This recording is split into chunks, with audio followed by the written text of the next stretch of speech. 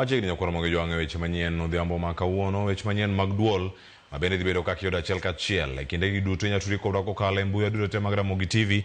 SMS line oyaw en 3:600 ikonwa kanyo ni yudo yo machal nade to itire gwenge mage to paro mage ma intiere godo weche manyien mabiro ni odhiambo ni ma kawuono. Ka Facebook yodwa gi nying mar Ramogi TV, YouTube wantiere live yodwa kacha gi nying mar Ramogi TV Kenya, mane ka mituri kodwa achiel kachiel e Facebook fanpage mar yudo gi nying mar Cleophas Luoch. Miwa paro ma opogore mabende iluwo odiochieng'ni ma kawuono. Idhi bedo kodi ka bende nyakura mojon ka lokonwa Elizabeth Otieno mano nyarugenya wadhi bedo kode ka achiel kachiel nyaka giko mag weche manyien odhiambo ma kawuono. Nyinga Cleophas Luoch, jakisumo kanya kwar mokeo nyaka sango machiegni weche manyien. Ogai mar Obila Douglas Kanja koro chiwo siem ne jong'anyo e wi donjo e moko kuom kuonde ma okum kaka kar jot mar jatend piny. Mae kotenore kod ng'anyo me chano tim odiochieng' makiny mar rapar mano mag jogo mano wito ngimagi e ng'anyo mar kwedo paro mar chik mar omenda ma higa mar 2024-2025.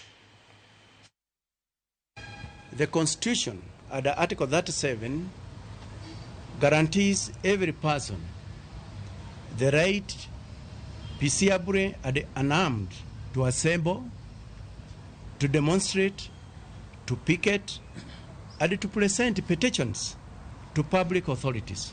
It is important to note that unauthorized persons must refrain from accessing protected areas under the Protected Areas Act, Cap 204 laws of Kenya. These are the unsung sons and daughters of Kenya who work hand in hand with other agencies for the common good of the country. We assure our officers of our unwavering support as they execute their mandate as guided by the Constitution.